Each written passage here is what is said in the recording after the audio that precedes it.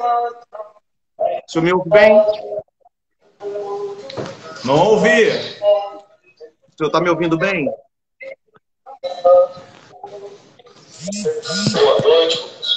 Tô te ouvindo. Tá me ouvindo? Estou ouvindo, estou ouvindo. Está um pouco longe. O senhor está com o computador ligado aí perto? Sim, tava ligado. Só tire o som do computador para ficar só com o celular, fica melhor. Porque senão dá microfonia. Boa noite, Sim, Érica. Doutora Érica Gonzalez entrando. Só tô mantendo aqui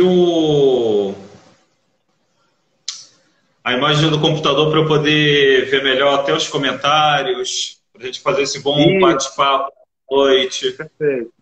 É assim mesmo. Só tire o som dele que é para a gente poder levar aí essa live de uma maneira mais tranquila. Bom, professor, uma boa noite para o senhor. Quero começar agradecendo. O senhor aceitou gentilmente esse convite para participar desse bate-papo. Esse nosso tema, nessa data de hoje, né, o ensino de história, já prevendo o período pós-Bolsonaro, espero que seja assim mesmo. E justamente hoje, quando completam 57 anos do golpe militar.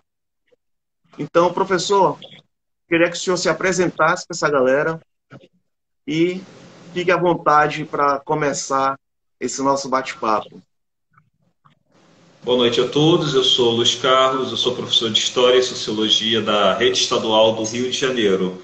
E a convite do companheiro Cabana, eu vim aqui para a gente conversar sobre o ensino, né? O pós-bolsonarismo, como a história as aulas de história vão abordar essa questão. E conversando com o companheiro, até pedi ele para a gente fazer pelo menos uma retrospectiva do que foi o golpe militar e como esse golpe militar ele vai influenciar o bolsonarismo, né? O golpe militar, a ditadura militar e como essa tragédia que levou o Brasil a 21 anos de um período sombrio, de corrupção, sequestros, torturas e assassinatos, ainda continua a ser venerado por parte da população e principalmente pelas Forças Armadas. Porque o novo ministro Braga Neto, né, da Defesa, ele já liberou os quartéis para comemorarem. E o próprio vice-presidente, que é uma vergonha, mentiu descaradamente dizendo que os militares salvaram o Brasil de uma ameaça comunista que não existiu. Por que eu estou dizendo isso? Porque para a gente estudar o golpe de 64, a gente tem que estudar os antecedentes. O período da Guerra Fria e a primeira tentativa de golpe, que foi em 54, contra Getúlio Vargas. O suicídio de Vargas, ele impede que um golpe de Estado aconteça. Os militares já estavam se organizando naquele período. O que vai acontecer naquele período de 54? O Vargas ele vai tomar algumas medidas que vão irritar grupos políticos conservadores, como a UDN, grupos empresariais, a grande imprensa. Naquele período, a Globo já estava fazendo pressão contra Vargas. Porque Vargas cria a Petrobras, monopoliza o petróleo, né, a extração de petróleo. Grupos estrangeiros que estavam interessados nesse petróleo brasileiro não gostam dessa ação de Vargas. Você vai ter uma briga com os liberais que querem que seja dado ao setor privado o nosso petróleo. Vargas, no seu nacional desenvolvimentismo, ele vai contra. Ele também decreta o limite de remessas de lucros e dividendos em 10% para o exterior. E ele faz o reajuste de 100% do salário mínimo. Quem fazia isso é João Goulart, que era seu ministro do Trabalho. Então, tudo isso irrita esses grupos militares, a UDN, representada por Carlos Lacerda, os grupos empresariais brasileiros que são ligados aos estrangeiros e à UDN.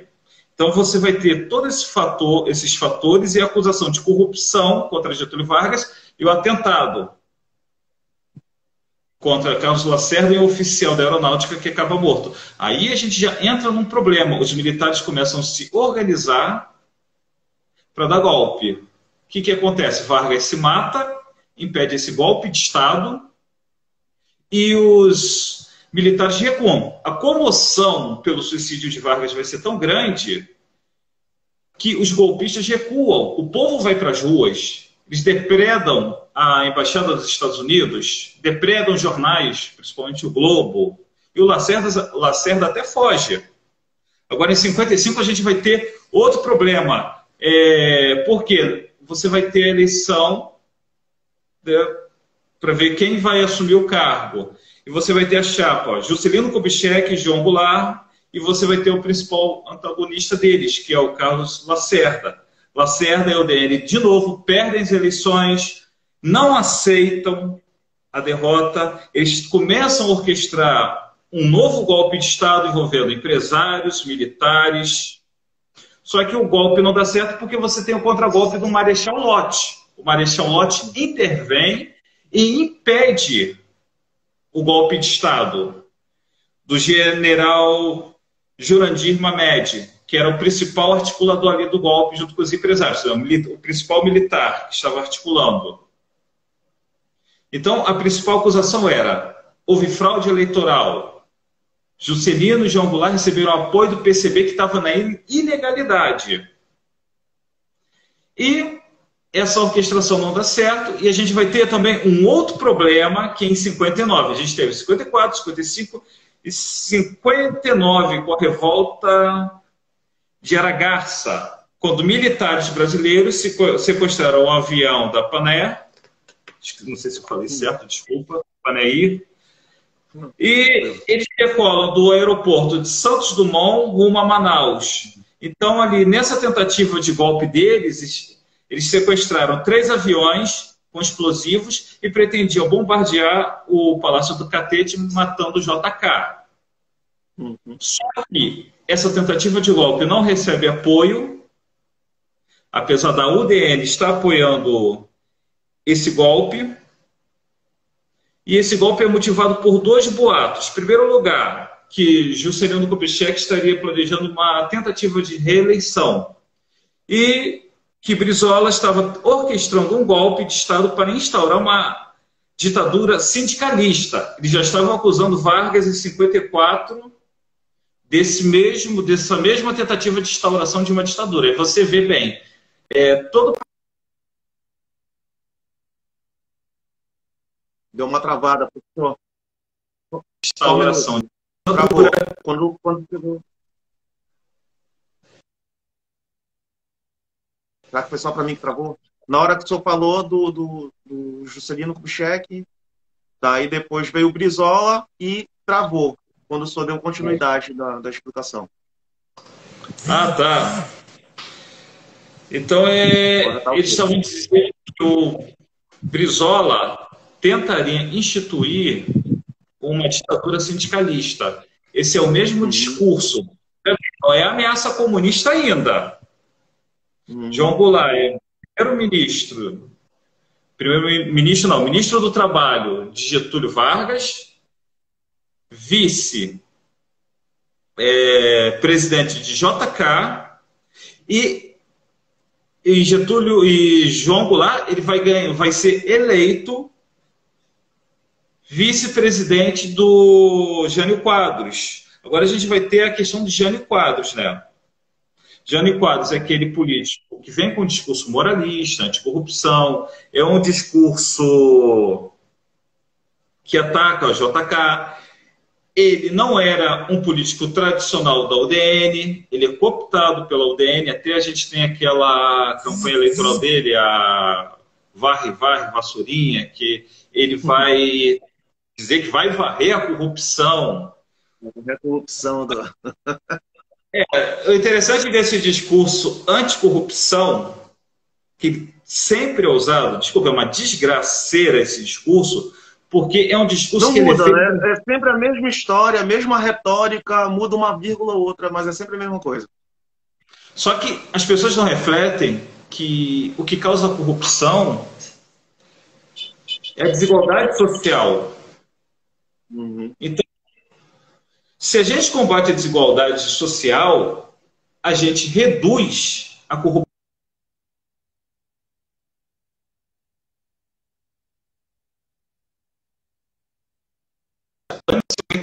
Fome. Esse discurso de combate à corrupção vai ser usado em 89 pelo Collor, vai ser usado em 2018, essa coisa que a gente tem aí na presidência. E agora, voltando lá para a gente fazer a retrospectiva do golpe militar, 61, o Jânio Quadros, ele renuncia. Ele não estava agradando os mesmos grupos que tentam dar golpe desde 54, porque ele faz uma política externa independente, se aproxima dos países socialistas com o objetivo de conseguir mercados, já que a dívida externa do Brasil estava muito alta, o Juscelino ele deixa o Brasil numa situação econômica muito ruim. E com essa aproximação, como ele deu uma medalha para Che Guevara, Cruzeiro do Sul, porque o Che Guevara, numa negociação, libertou uns padres espanhóis, que o Jânio Quadros conseguiu. Então, isso vai começar a desagradar quem? Os militares, empresários e os Estados Unidos. Não aceita essa política externa independente. Deixa eu pegar aqui que eu fiz minhas anotações para eu não me perder. Então, o Jânio Quadros faz o quê? Ele renuncia para tentar causar uma comoção na população, né? Ele vai tentar forçar o Congresso a pedir o retorno dele. Só tem um problema. As pessoas não ligam para Jânio Quadros.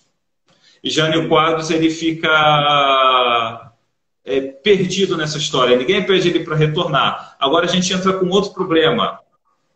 A renúncia vai abrir uma nova crise. Aí a gente volta, grande imprensa, empresários, Estados Unidos, militares, não aceitam que João Goulart assuma. João Goulart está onde? Na China. O que ele está fazendo na China? Ele está fazendo o papel que o Jânio Quadros pediu a ele, abrir mercados para os produtos brasileiros. E a partir daí que o João Goulart vai ser acusado de comunista. Se ele está na China, ele é comunista. É porque ele tinha dado a medalha para o Che Guevara e agora essa aproximação com a China, e isso tudo já vinha ali, né?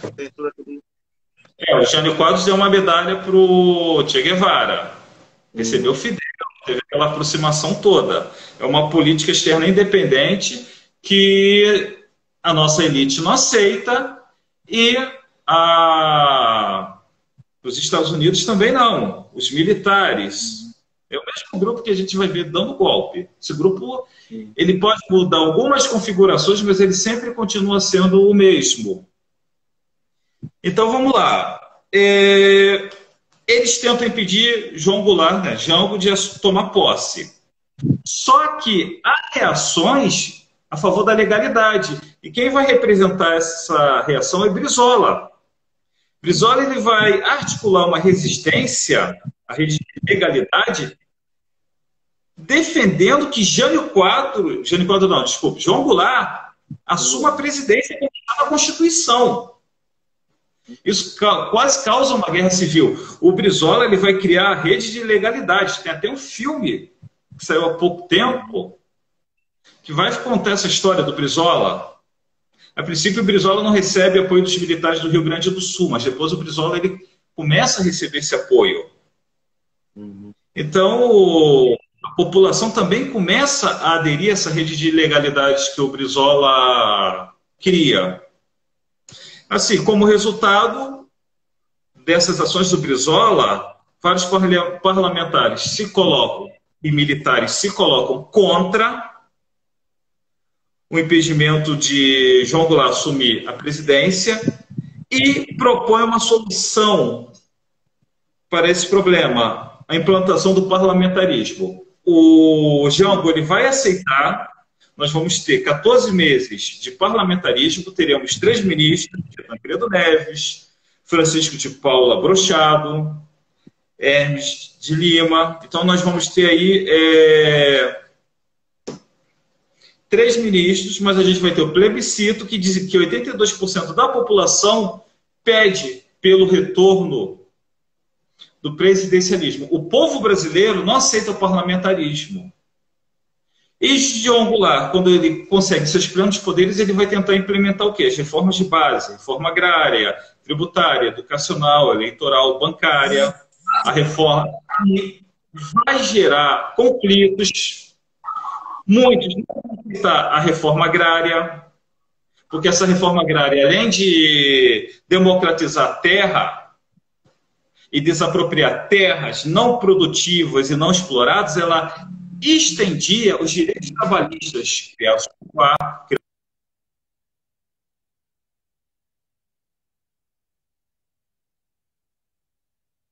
o João Goulart, ele queria ampliar a consolidação dos direitos trabalhistas para o trabalhador rural. A reforma educacional, que ele vai investir em educação, 12% do PIB, os militares vão reduzir isso para 3%, os militares não vão investir em educação, você vai ter uma educação onde eles vão, na prática, terceirizar, nós vamos ter bolsas em escolas particulares pagas pelos governos que vão enriquecer grupos particulares empresariais da educação. E João Goulart tinha a proposta de ampliar o método Paulo Freire, ou seja, erradicar o analfabetismo. E tudo isso vai ser chamado de comunismo. E nós vamos ter a reforma fiscal, que é limitar as remessas de lucros e dividendos para o exterior, já que se faturava aqui as empresas estrangeiras e mandavam a maior parte do lucro para fora e não tinha. E não ficava nada para o Brasil. Há uma reforma eleitoral que ele pretendia estender o voto para analfabetos e militares de baixa patente e colocar o PCB, o Partido Comunista, na legalidade de novo.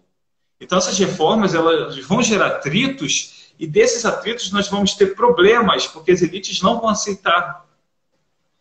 E vai começar uma orquestração para a derrubada do João Goulart. Em primeiro lugar, a gente vai ter dois institutos, o IBAD, Instituto Brasileiro de Ação Democrática, financiado pelos Estados Unidos, pela CIA, que vai financiar políticos adversários de João Goulart.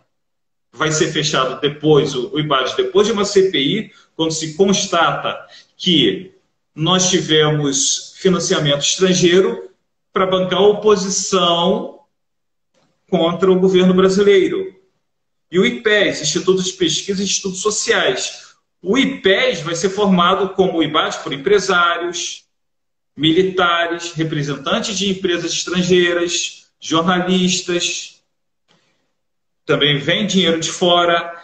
O IPES ele vai gerar uma narrativa, né? Vai construir. O IPES constrói uma narrativa que João Goulart é comunista. Eles vão usar cinema, rádio, panfletos. Você vai ter filmes sobre o comunismo no interior do Nordeste, uma manipulação. Eu sei como é. Uma coisa muito parecida com o que a gente viu já. Sim, a gente viu isso em 2016. Acusaram o PT de comunismo. Mas o PT, ele, se você pegar o governo dele, ele foi reconciliador de classes. O que ele fez foi fazer um investimento maior nas áreas sociais. E mesmo assim ele foi acusado de comunismo. A gente ainda vai chegar lá quando esses grupos liberais vão fazer essa construção do PT comunista. Então, você já vai ter todo ali um processo que, chamando João Goulart de comunista por causa das reformas de base, você tem dois institutos que vão fazer financiamento para tentar desestabilizar o governo João Goulart. João Goulart, ele começa a radicalizar, viajar ao Brasil, defendendo as reformas de base. Ele tem apoio de 70% da população que consideravam importantes essas reformas de base. Essas reformas de base propostas por ele vai causar mais conflito com as elites. Nós vamos ter o famoso comício da Central do Brasil. Aquele comício ali que você vai ter um grande apoio que João Goulart vai ter. E você também vai ter outras manifestações contrárias a ele, como a Marcha da Família com Deus pela Liberdade, que vai ser financiada pelos Estados Unidos. Esse grupo, financiado pelos Estados Unidos, vai fazer essa propagação.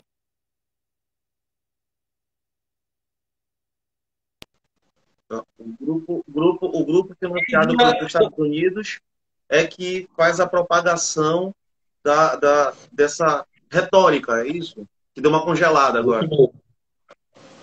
Eles fazem essa propagação dessa retórica chamando o João Goulart de comunista. Uhum. O João Goulart, ele é nacional desenvolvimentista, ele é nacionalista, ele não é comunista. Uhum. Mas para os Estados Unidos, isso daí, ter um país como o Brasil independente fora do seu eixo de influência é ruim. Os Estados Unidos não aceitam esse tipo de política. Então você vai ter toda uma articulação de golpe que vai começar hoje, né? Quando o general Olímpio Mourão vem com as tropas de Minas, ele é ligado a Adhemar de Bastos, que é governador de Minas. Ele já tinha uma articulação com os Estados Unidos. Alguns caças da aeronáutica conseguem sobrevoar, tá? E solicitam permissão a João Goulart se eles podem bombardear. João Goulart já sabia que se houvesse reação, os Estados Unidos, que já estavam na operação Brother Sun, já tinham um cargueiro com armas, para auxiliar e entrar numa guerra civil do Brasil. Então, João Goulart, o que ele vai fazer? Ele vai tomar a seguinte medida. Ele vai...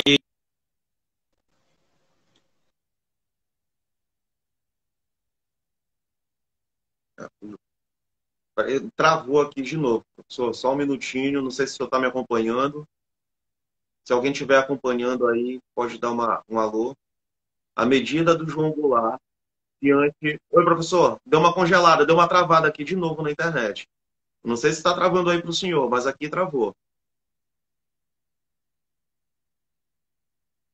senhor consegue me acompanhar? Consegue me ouvir? O ruim das lives é essa questão da internet, né? Que a nossa internet... Ó, na hora que o senhor estava explicando sobre o João Goulart, no momento em que as tropas americanas estavam ali, armadas, prontas para entrar numa guerra civil, travou. Sim, a Operação Brother Sun, já tinham porta-aviões vindo para cá, já tinham cargueiro com armas, para fornecer todo equipamento para os militares golpistas. E com certeza haveria uma intervenção dos Estados Unidos nessa guerra civil. João Goulart, ele escolhe não resistir. O Auro de Moura, que vai ser o presidente do Senado, ele vai decretar que João Goulart, que a presidência está vaga, que João Goulart abandonou o país. Mas João Goulart estava no Rio Grande do Sul, onde o Brizola também queria montar uma resistência. Então, o Darcy Ribeiro e da Visa manda uma carta dizendo que o presidente ainda está no país e é ignorado. João Goulart vai, foge, nós vamos ter a implantação de uma ditadura de 21 anos, a gente vai ter o primeiro presidente, o Castelo Branco. A tortura já começa nesse período, você vai ter cassações de mandatos, você vai ter atos institucionais. Nós vamos viver uma ditadura que durante 21 anos, uma ditadura corrupta, assassina, que ela sequestra, prende, tortura opositores, sequestra mulheres, estupra as opositoras, tortura mulheres grávidas, tortura bebês de colo, tortura crianças. E você vai ter na figura do Carlos Brilhante Ustra, um dos principais torturadores da ditadura. E durante esses 21 anos, você vai ter censura, você vai ter o direito de opinião censurado, expressão, manifestação, tudo é reprimido com violência. E nesses 21 anos, você vai ter corrupção. O embaixador Jobim, que iria denunciar a corrupção de Itaipu, é sequestrado, preso, torturado e executado pelos militares. A ponte Rio-Niterói, que tem aqui no Rio de Janeiro, também esquemas de corrupção envolvendo quem? As grandes construtoras que foram pegas agora na Lava Jato. Durante anos, essas mesmas construtoras. Tem até um livro chamado Estranhas Catedrais, que vai contar muito dessa história da corrupção dessas construtoras. Ali em Niterói, foi uma grande obra. Você não tinha segurança para os trabalhadores, você teve mortes atrás de mortes de trabalhadores, você teve superfaturamento com essas construtoras e os militares lucrando com essa obra, porque envolveu um esquema de corrupção muito grande. A questão do... Vai por terra tudo que falavam sobre a questão do militarismo, não ter corrupção, não sei o quê, aquele blá blá blá que eles sempre inventaram desde quando largaram o osso do poder, mas que a gente sabe que não foi bem assim. E, inclusive, esse é um dos discursos que fundamenta, né, toda a oratória do Bolsonaro. Né? O bolsonarismo, eu acho que deu uma travada de novo, professor. O senhor está conseguindo me acompanhar, professor? O senhor está conseguindo me acompanhar agora? Agora parece que voltou. Sim. Só completando aqui. Essa oratória toda é que fundamenta o discurso do Bolsonaro, o discurso de quem ainda apoia o presidente que está aí. E eu ia só pedir para fazer uma relação, mas acho que é melhor fazer isso no final, provavelmente só vai chegar lá. Desculpa te cortar, professor. Pode continuar. Não, tranquilo. Olha, a corrupção da ditadura... Por que as pessoas não sabiam da corrupção da ditadura? A imprensa era censurada, você tinha um censor nos jornais. Se o jornalista denunciasse corrupção, ele era sequestrado e morto. É muito fácil falar que não tem corrupção quando você censura a imprensa. O Geisel, ele assume que houve corrupção na ditadura. O próprio golpe de Estado, 64, generais foram subornados. A Comissão Verdade Municipal de São Paulo descobriu que o chefe do Exército de São Paulo aceitou milhões para apoiar o golpe de Estado. Então, a ditadura ela começa com a corrupção. As pessoas dizerem que não tinha corrupção. Tinha muita corrupção. Então, eles criam um passado inexistente. Eles criam uma história. A corrupção vinha protegida pela violência justamente do exército, né? Que ele se protegia justamente atrás da censura, né? Como o senhor colocou aí. É isso que é isso que estão pedindo para voltar. E os militares, eles não pensaram duas vezes em se aliar a grupos criminosos, como a Contravenção do Bicho. Você vai ver que um dos maiores contrabandistas do Rio de Janeiro era capitão do Exército, Contravenção do Bicho. Você vai ter essa aliança que eles vão tirar as escolas de samba do Partido Comunista, o PCB, porque o PCB ele tinha uma integração muito grande com as escolas de samba, e os militares vão colocar quem? A Contravenção. Vão se associar aos grupos de extermínio, aos esquadrões da morte, e esses grupos de extermínio, eles vão dar até origens às milícias do Rio de Janeiro. Tem dois livros bons, um se chama Nos Porões da Contravenção, que vai falar dessa relação da ditadura com a Contravenção do Bicho, porque muitos torturadores da ditadura vão para a Contravenção. Você vai ter a relação da ditadura com os esquadrões da morte. O Fleury, delegado, membro do Esquadrão da Morte, corrupto. Então, eles dizerem, não teve corrupção, não tinha essa violência. Tinha essa violência. Se você assistir o filme Cidade de Deus, você observa que os fuzis começam a entrar nos morros a partir da ditadura militar, não foi depois. Vendida pela própria polícia. O nosso índice de criminalidade era um dos mais altos da América Latina. Então, eles inventaram um passado que não tinha corrupção na ditadura militar, é balela. Estão construindo um passado que não existe. E a gente, assim, em história, principalmente nós professores, a gente tem que desconstruir isso constantemente. Porque eles vão acreditar em YouTubes, grupos de WhatsApp, Google, que não tem nenhuma base documentacional. E a ditadura, além dessa corrupção toda que a gente teve, ela destruiu a economia brasileira. Eles exaltam o milagre econômico, mas e o pós-milagre? Esse crescimento que nós tivemos no Brasil do milagre econômico, ele vem com custos, arroxo salarial, controle dos sindicatos, o trabalhador.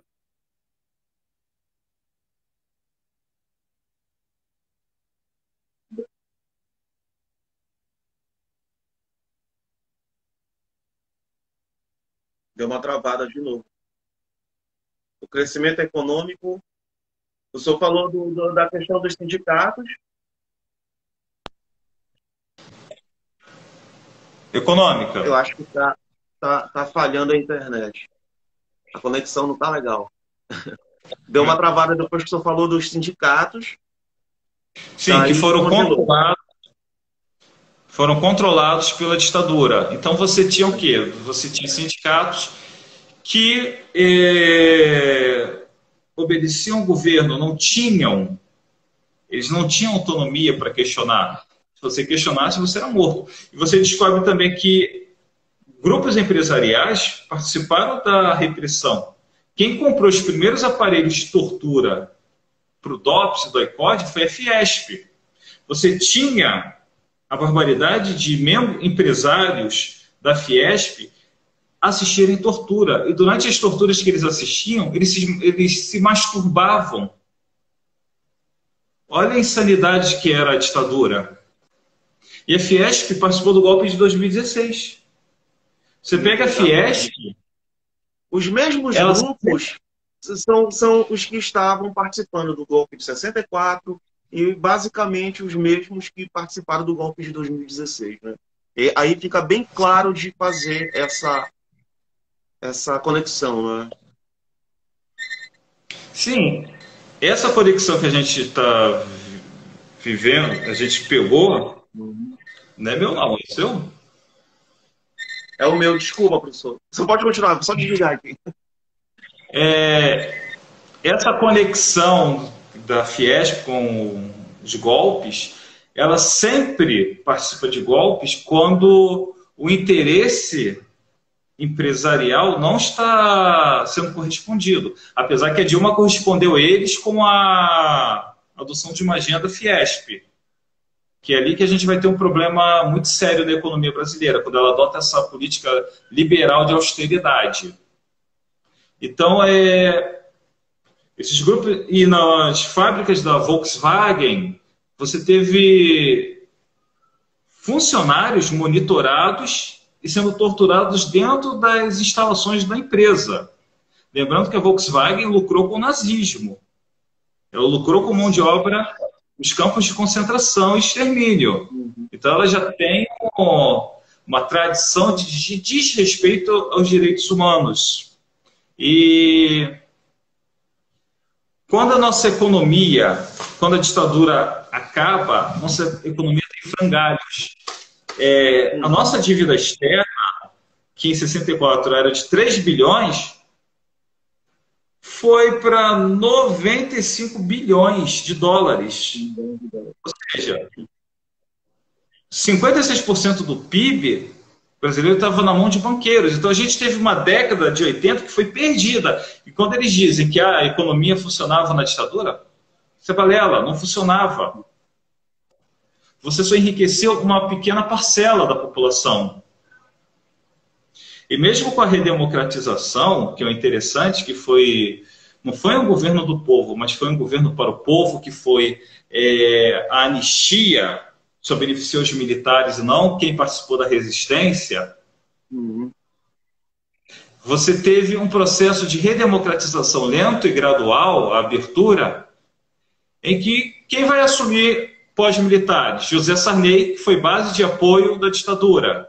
Em seguida, pós-Sarney, Fernando Collor de Mello, que também tinha alinhamento com a ditadura militar. Ou seja, se a gente pegar os dois primeiros presidentes da Nova República, eles tinham alinhamento com aquela mentalidade dos militares. E o Collor vem com aquele o Caçador de Marajás. É com o Collor que a gente vai ter o início do processo neoliberal, consenso de Washington. Só que Collor cai, nós vamos ter Itamar e Fernando Henrique. Aí você vai ter processos de a redução do Estado.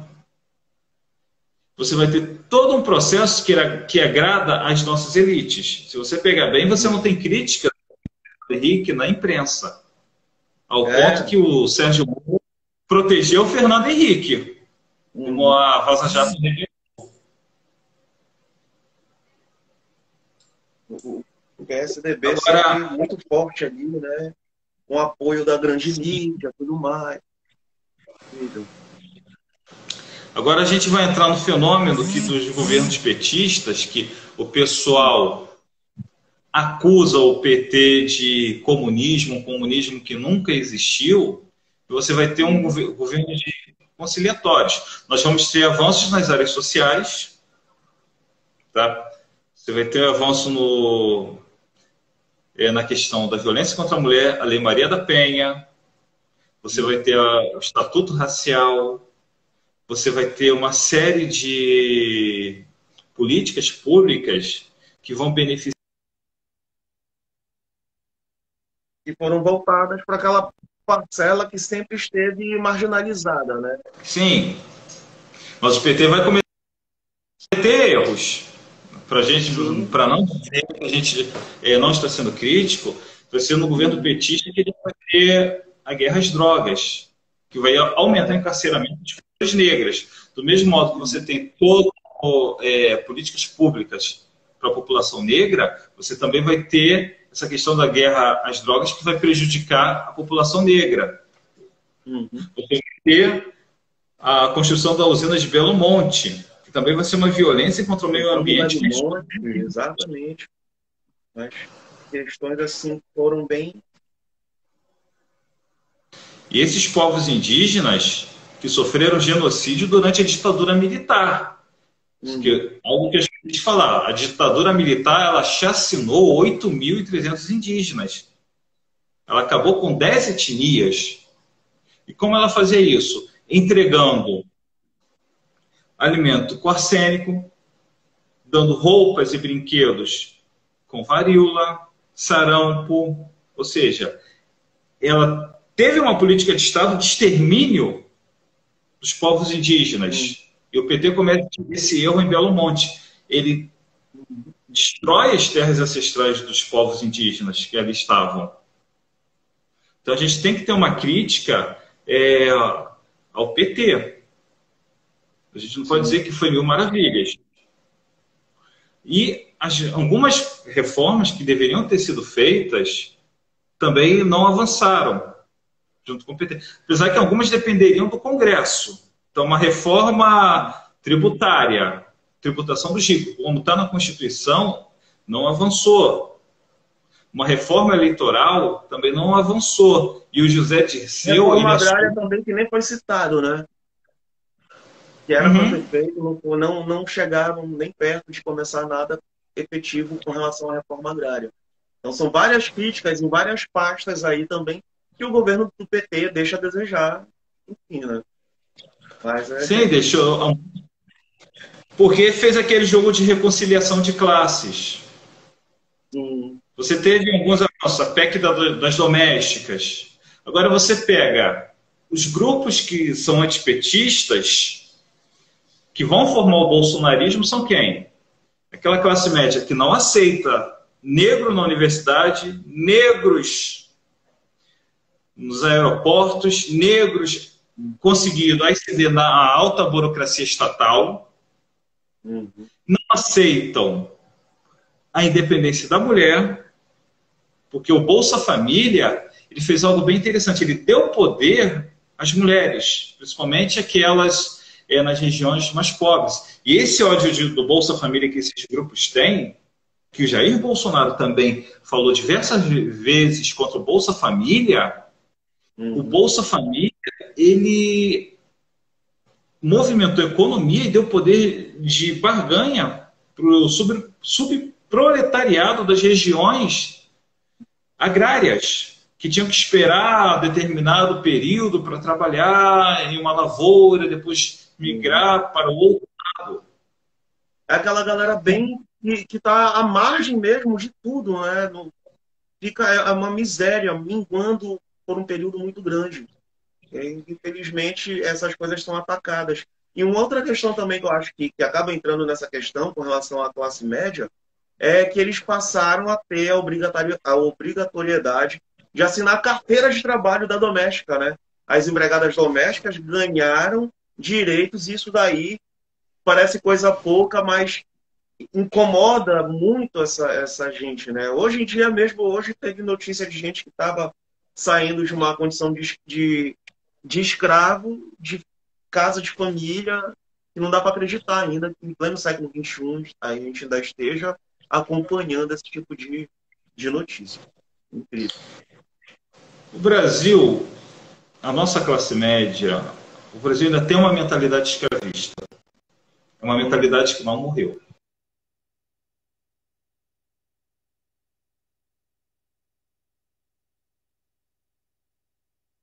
Deu? Travou. Travou de novo, professor. Travou na hora que o senhor falou que o Brasil... O senhor está me ouvindo? O senhor está conseguindo me acompanhar? Oi, professor. Eu acho que a internet está bem ruim. Oi, professor. Gente, a conexão está travando um pouquinho, mas já deve voltar logo. Voltou, professor. O professor deu uma travada aqui na hora que o senhor estava explicando sobre a mentalidade escravista ainda que predomina no Brasil. Sim. Aquele filme Que Horas Ela Volta, com a Regina Casé, ele chocou o exterior, quem assistiu na Europa, porque a classe média brasileira ainda tem empregada doméstica.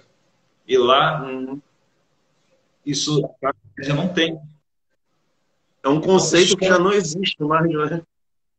Porque para algumas pessoas, para alguns grupos, para ter status, eles consideram que tem que ter uma empregada doméstica.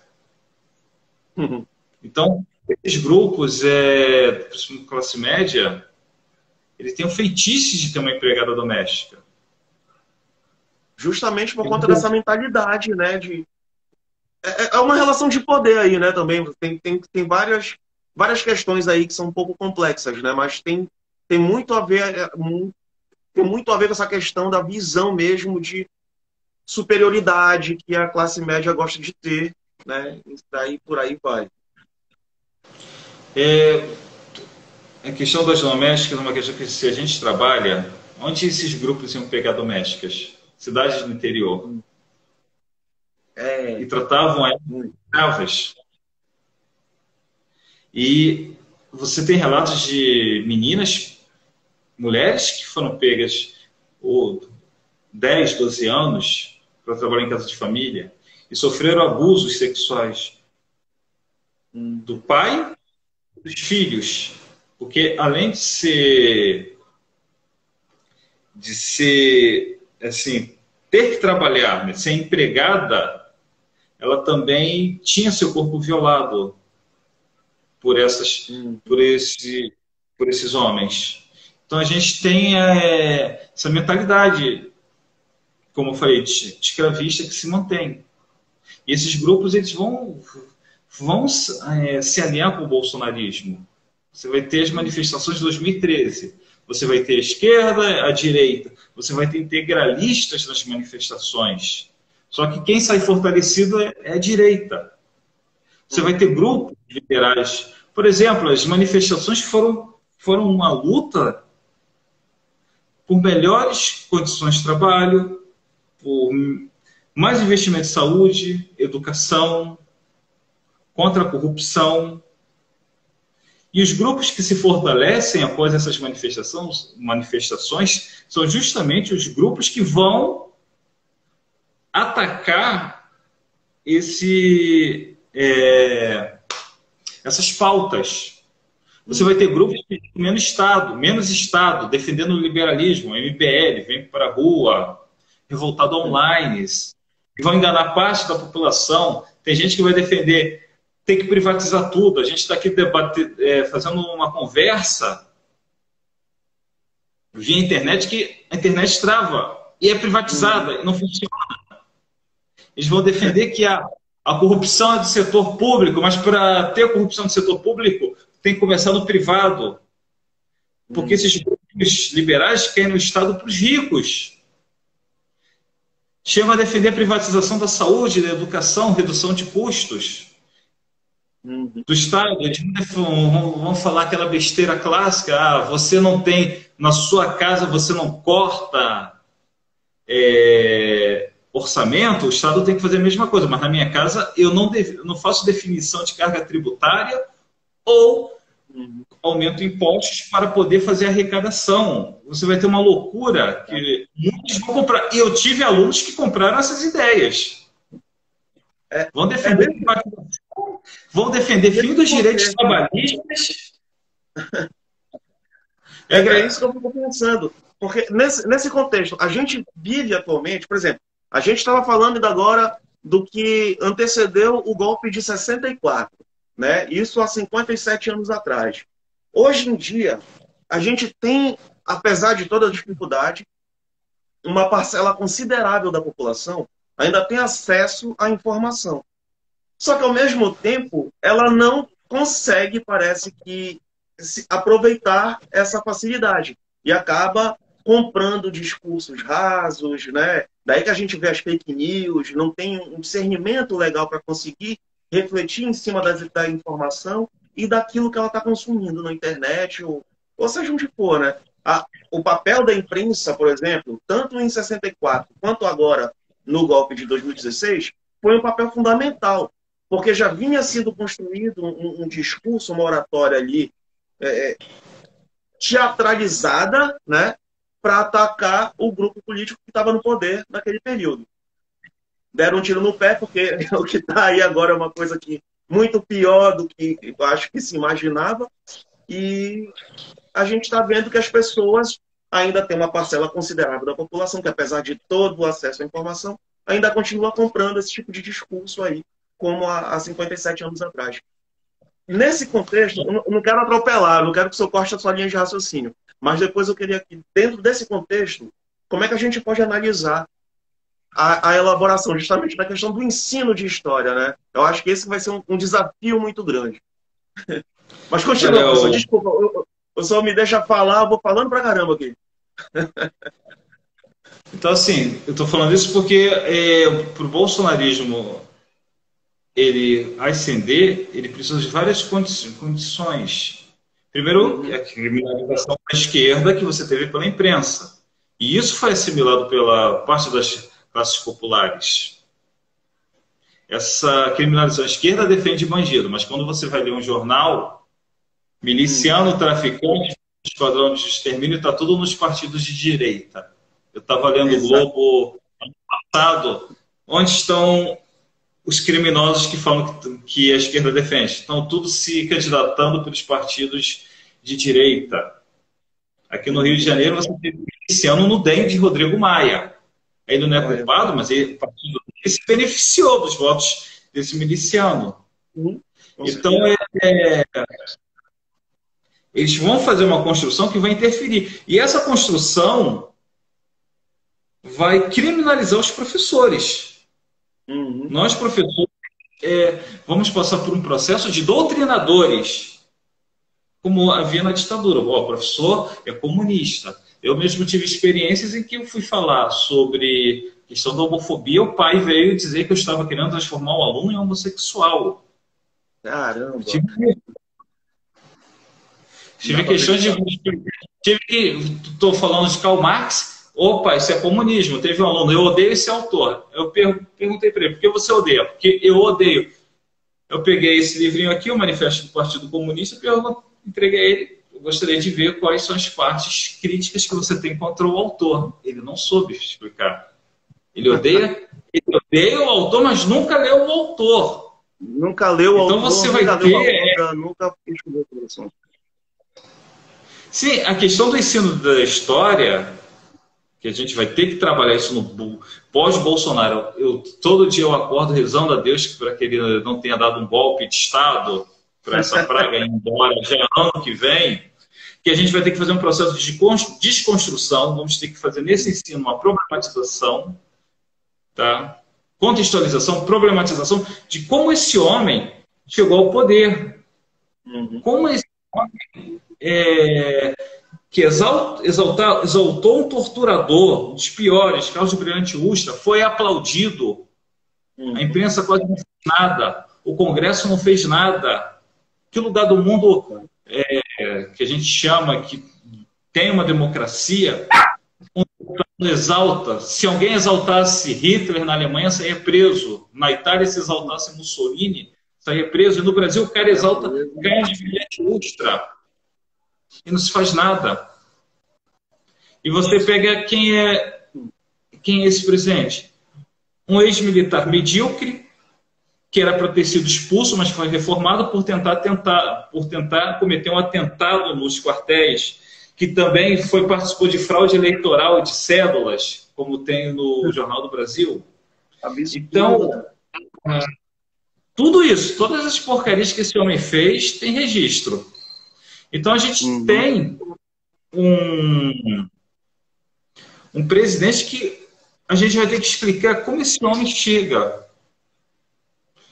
E mesmo que ele saia, nós professores ainda vamos encarar uma grande pressão, porque a gente esse ponto que eu quero chegar. Só um minutinho, professor, que o cachorro entrou aqui. Só um minutinho. Ao vivo é assim, só um minutinho.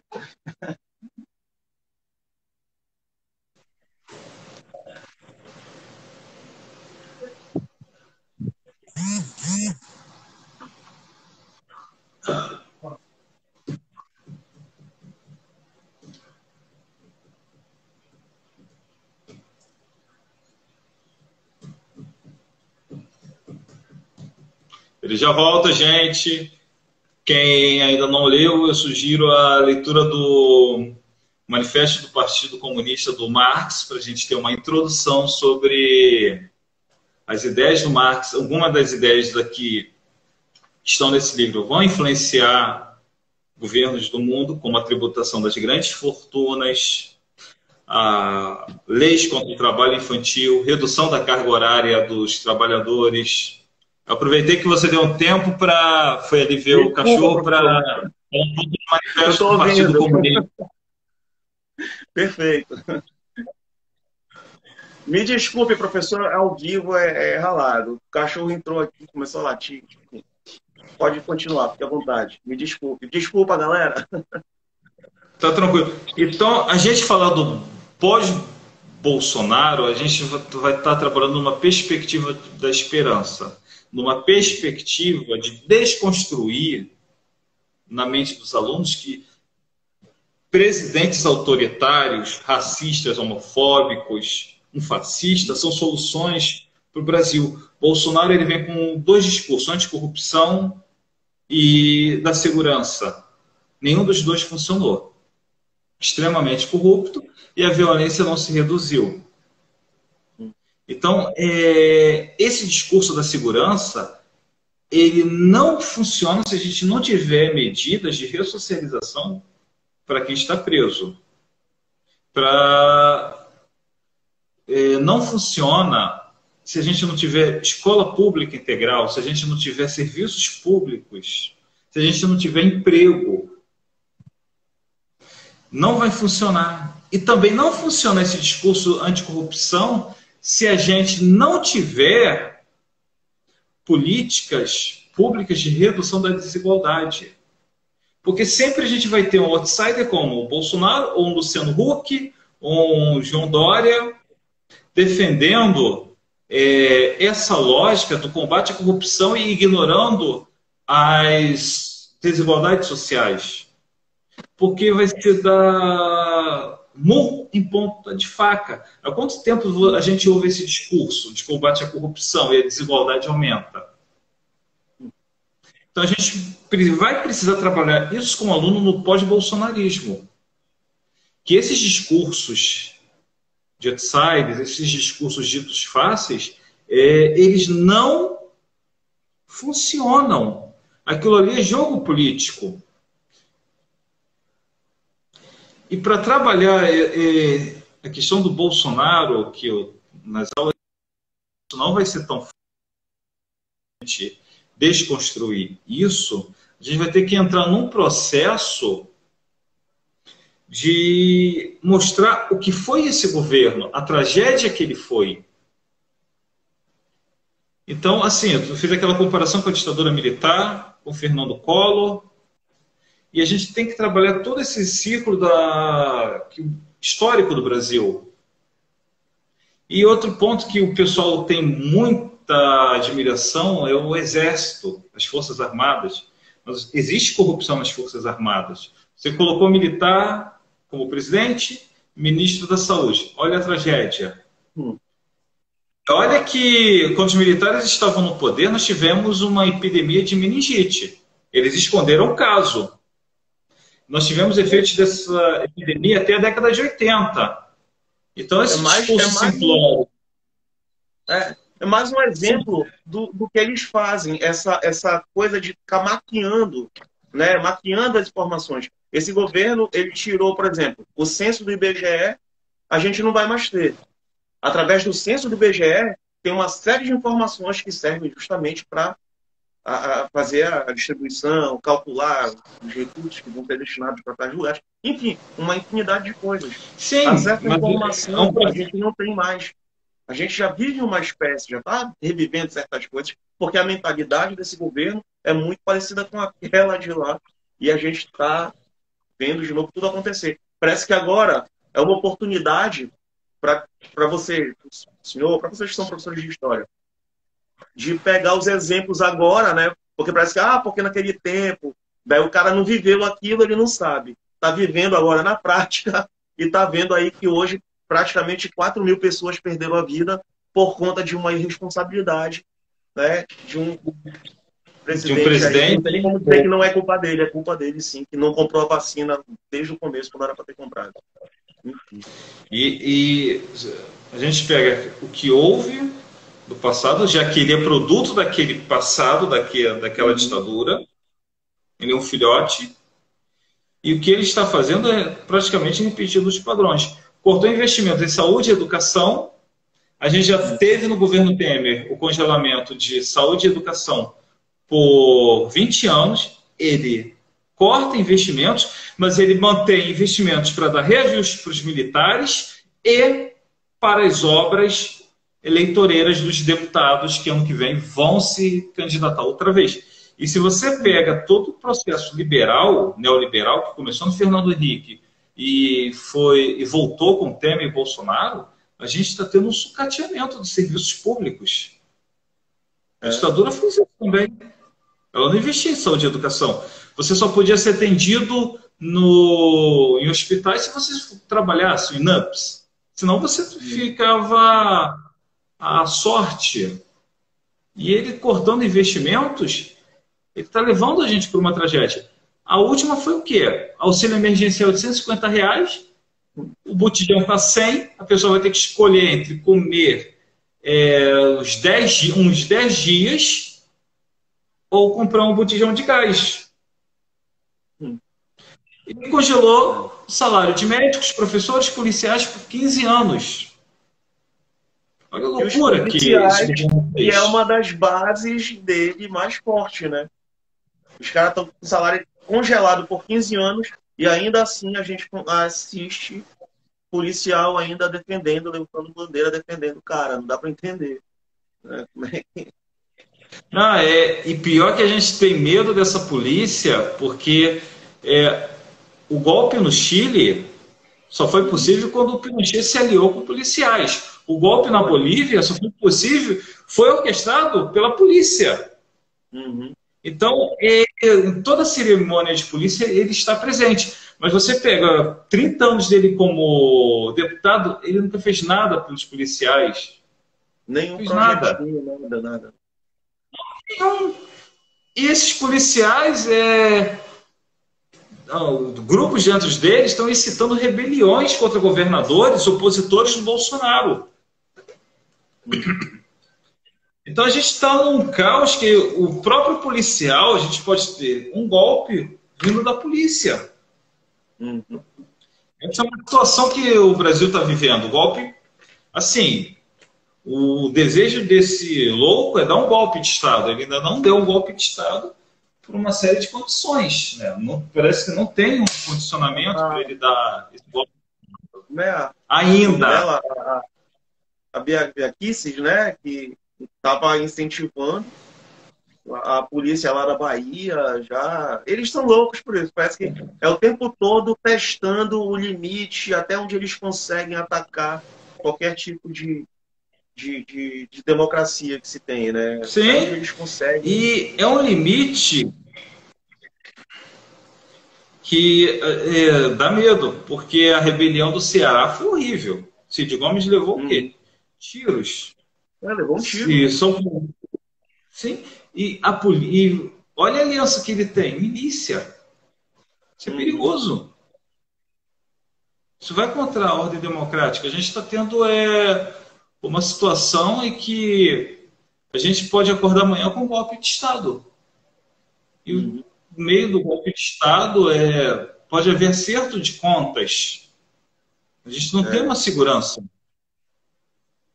E esse trabalho de Estado que o Brasil, que todo professor vai ter que desenvolver, se Deus quiser, se esse governo acabar no que vem, é expor para o aluno que, apesar das falhas que nós temos nessas instituições que nós temos para elas por reformas, uma ditadura com fascista é pior que a gente está num governo fascista. A gente ainda não chegou numa ditadura fascista. Governo fascista que as instituições funcionam. Elas não são submetidas. Em uma ditadura fascista, as instituições são suprimidas. Então, tem uma luta para tentar ainda manter essas instituições e tentar reformá-las no futuro. Porque a gente fica naquele meio termo. Vamos defender instituições que funcionam mais para beneficiar determinados grupos econômicos em detrimento do trabalhador? Como a gente vai defender uma imprensa que defende que ela tem lado? Como a gente vai defender um judiciário que já tem lado? É uma questão que fica, é uma pergunta que fica na nossa cabeça. Sim. É uma situação triste. Mas também deixar essas instituições serem destruídas por um fascista também não vai ser boa coisa.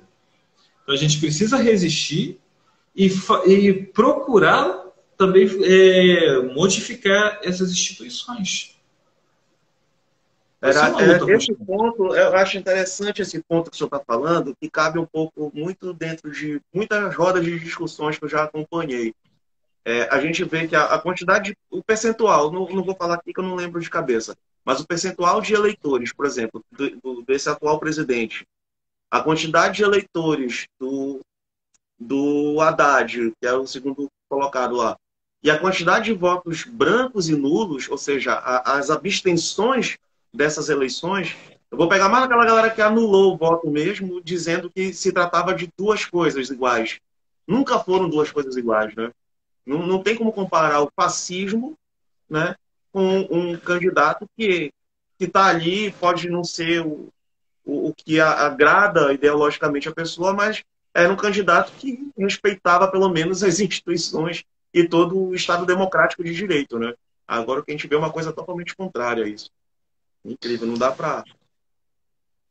Não, e o pior é que quando as pessoas votam em branco ou anulam, elas favorecem políticos corruptos e desonestos que têm curral eleitoral. Exatamente. A pessoa que vota em branco e nulo, ela também se torna responsável por permitir que determinados políticos sejam eleitos, como esse presidente. Exato. Você vê que político de direita não faz campanha contra voto nulo. Para ele, tem diferente. Negócio, né? Ele já tem o curral eleitoral dele. Ele sabe. Aí votou nulo. Favorece quem? Grupos fundamentalistas religiosos que têm seu curral ali no meio de um rebanho de uma igreja. Então, quem vai sair favorecido? É sempre quem tem curral eleitoral. O que tem curral eleitoral? Não é uma democracia perfeita, mas a gente pode tentar mudar ela tentando eleger representantes que sejam alinhados com as pautas do povo. Assim, o ideal é fazermos uma reforma eleitoral. Esse é o ideal.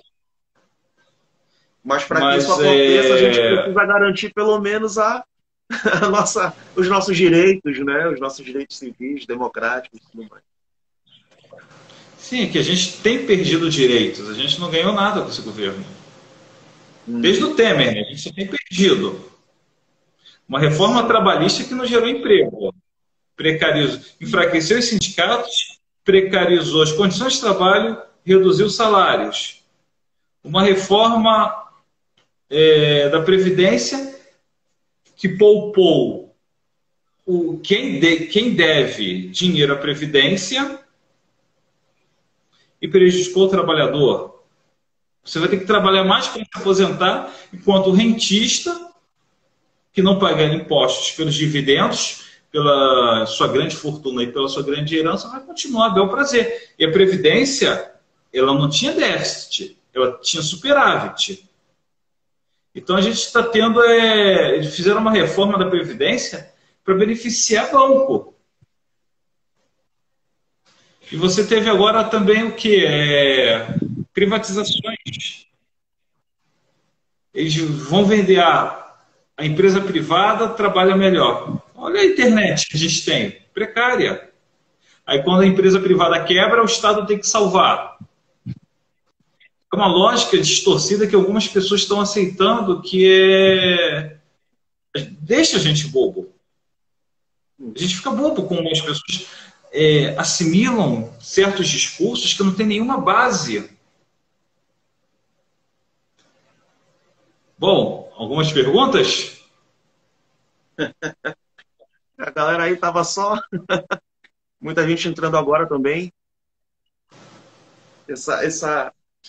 Tinha uma pergunta que eu queria fazer com uma amiga minha aqui, até a doutora Érica, que estava até aqui no começo da live, não sei se ela ainda está por aí.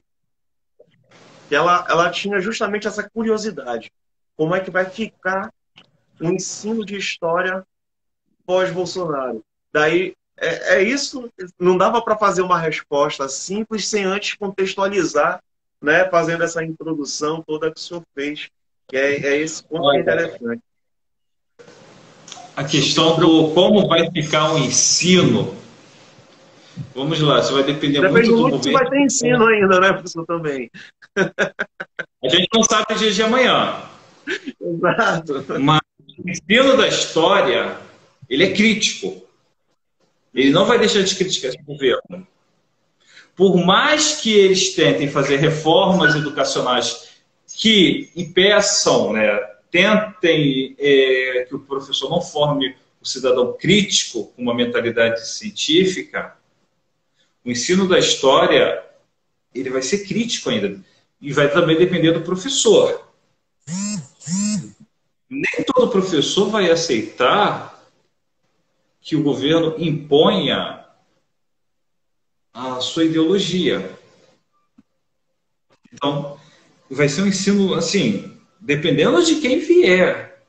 A gente ainda não sabe o dia de amanhã. Mas, dependendo de quem vier, a gente vai ter um ensino crítico sobre isso. A gente, assim, tentando formar um raciocínio, mas até me atrapalhei um pouco. Primeira live. Primeira live. E a internet ainda fica aí travando, aí atrapalhando a gente. Fala, galera. Enquanto tá travado aqui, pode esperar o professor voltar. Vocês podem fazer pergunta aqui que a gente vai deixando aqui para vocês aí, procurando responder. O professor deu uma travada aí. Na hora que o senhor falou que estava formulando e falou que primeira live travou. É assim, todo ensino de história, todo professor, ele contextualiza, problematiza e faz uma análise crítica. Ele leva o aluno a refletir, para que o aluno também entre nessa questão de saber ser crítico. Ele não tem que concordar com o professor.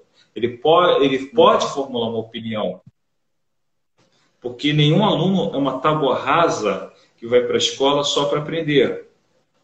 Então, o nosso ensino de história, ele vai trabalhar essa questão da crítica. Claro que dependendo se o governo for mais democrático ou repressor, isso vai depender muito do governo que a gente vai ter amanhã. Eu torço por um governo de esquerda para a gente ter liberdade. Esse ponto que é interessante, às vezes eu fico pensando, o senhor até falou sobre essa questão, a gente dorme e acorda preocupado, sem ter a certeza de que está ainda vivendo num país democrático.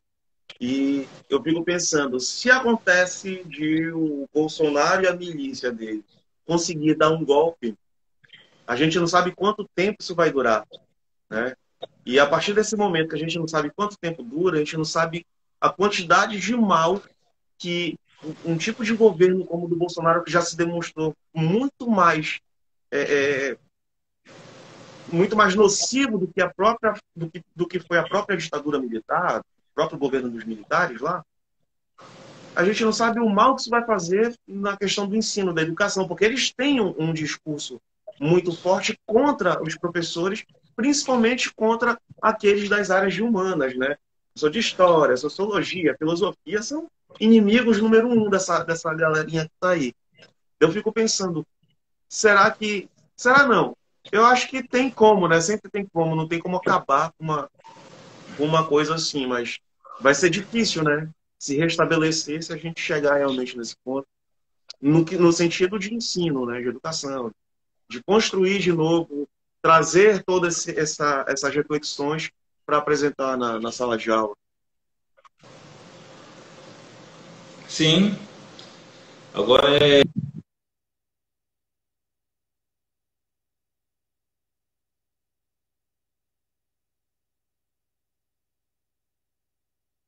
desconstruir isso vai demorar um bom tempo, né? De uma hora para outra. Mas a gente vai ter que fazer esse trabalho. E ainda vamos ser chamados de doutrinadores, comunistas e outros adjetivos. É incrível. Vou deixar o espaço aberto, será que tem alguém que queira fazer alguma pergunta? A gente já bateu essa live durou mais de uma hora. Primeira vez que eu passo de uma hora com uma live. Mais de uma hora e 17 minutos. Eu nunca fiz uma live. Primeira live que eu faço de uma hora. Professor, quero lhe agradecer imensamente por ter aceitado esse convite, ter vindo aqui conversar com a gente esse assunto, que é um assunto ainda delicado. Quero agradecer a todo mundo que participou, teve bastante gente, apesar do horário. Foi muita gente participando. Quero lhe dizer que essa live vai ficar salva tanto no IGTV do Bibliotecário Cabano, mas também no canal do YouTube, que fica mais fácil de compartilhar para todos os lados. Tá bom? Então, professor, fique à vontade para se despedir dessa galera que estava aí, deixando qualquer recado que você queira deixar também. Agradecer aí os companheiros que assistiram a nossa live. Tá? Muito obrigado pelo tempo que vocês tiveram para nos assistir. E vou fazer o seguinte, eu vou dar uma sugestão de leitura. Ótimo. Deixa eu... Eu Questão de sugiro, leitura no canal do bibliotecário tem tudo a ver. eu sugiro a leitura de Estado e Revolução do Lênin, tá? Perfeito. Para a gente compreender as questões do Estado burguês. E também sugiro a leitura de Democracia e Luta de Classes, porque tem muito a ver do que a gente está passando no Brasil hoje. E é claro, o melhor de todos que eu fiquei fazendo propaganda na live, o Manifesto do Partido Comunista, que é o livro de cabeceira que está aqui na mesinha do Todo mundo deveria computador. ler, né? Perfeito, professor. Professor Luiz Carlos, do seu. O senhor tem conta no Twitter também, do Crônicas de Historiador? Tenho Crônicas de um Historiador. É. Vou dar uma Faço procurada, eu meu procurei e não blog. consegui achar. Eu jogava lá e não achava, mas eu vejo que o senhor coloca lá no seu Instagram. Então, eu vou dar uma procurada direitinho lá para conseguir seguir também. O senhor está sempre trazendo aí muitas reflexões boas para todo mundo. Todo mundo deve seguir. Galera, Crônicas de um Historiador, professor Luiz Carlos, professor de História, professor de Sociologia e escritor, aqui com a gente. Professor, muito obrigado. Essa live foi maravilhosa. Quero lhe agradecer imensamente e dizer que o canal está sempre aberto para o senhor. Muito obrigado. Tamo junto. É isso aí. É isso aí, galera. Uma boa noite para vocês. E não esqueçam, hein? Ditadura nunca mais e fora Bolsonaro. Um abraço, Nunca gente. mais. Boa noite. Revolução até o fim. Até o fim. Um abraço, pessoal. Boa noite. Tchau, tchau.